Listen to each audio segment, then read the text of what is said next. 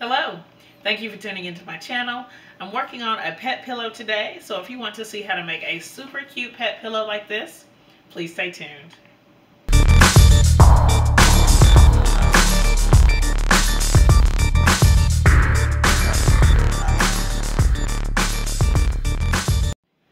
I've seen videos about these pet beds or pet pillows that people are making with scrap fabric and just throwing some fabric scraps in there. And I've been working on one. I don't even know how long I've been working on it, but I just have it that I've been throwing some scraps in. And so that's what I'm going to be making today, or finishing up and showing you how to create one. Let me show you what I have so far. It's pretty big, and this was taken from, I guess, about a half a yard of fabric, and I've just stitched it on two sides and thrown any scrap fabrics that I have in there. Let's see, I don't know what you can see.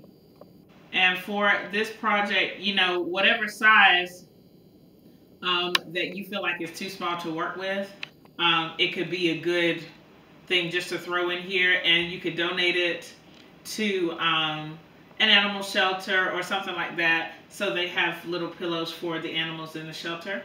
And so what we're doing is I'm going to show how to start one of these.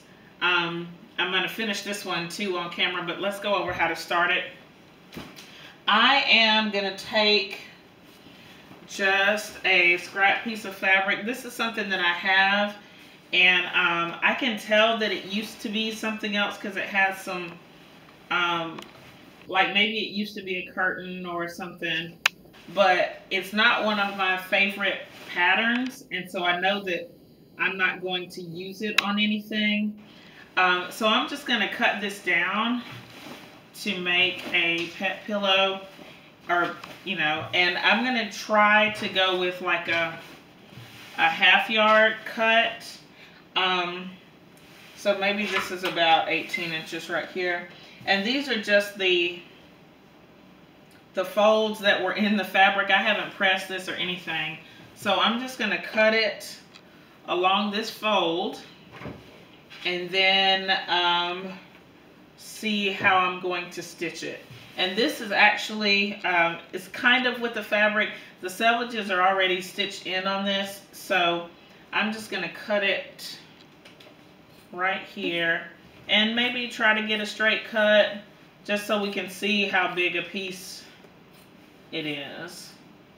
And for this, it does not have to be perfect, but I've seen where people take like about a half yard and by the width of fabric. So I'm just going to take that same little thing.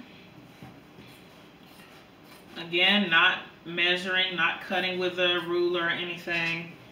Just going to see how, oh, I'm almost done, how big it's going to be. Okay.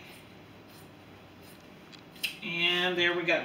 Now I'm going to go to the sewing machine, and I'm going to put it right sides together and do, actually there's a little funky piece right here where it is, it has a little hole. I don't think that's going to matter, but I want to cut it off. Again, and this piece is not perfect, and I don't know how straight this is. It doesn't matter. Okay, so this, actually this can go either in my strings or in here is the first scrap. Okay, so now I'm going to go to the sewing machine, and I'm going to sew it down two sides. So I'm actually going to sew down this side and down this side. Okay, the first one I didn't do that way. I folded it a different way. Again, not super important because it's just basically a scrap bin. Okay, so I'm going to stitch down the sides of each of these, and then we'll see what it looks like. Here is the completed form for my my pet pillow, and all I did was stitch down either side, and then I turned it inside out. Now, what you can do once you have this is I'm just going to take it and put it in this little trash can, fold it over the edge, and then as I get my fabric scraps, whatever the fabric scraps are, I can just plop them in there. So it'll be, I'll start filling it up like this, and then pretty soon it'll outgrow this trash can, and by then hopefully it should be able to stand up by itself, kind of like this one. So you can see that it's much larger than the trash can. So I'm going to get ready to stitch across the top of this. I'm actually going to lay it down and run it through my sewing machine just to get it finished. And I think I am going to pin because it's such a large thing. And it doesn't matter because, like I said, this is not a process that's absolutely perfection.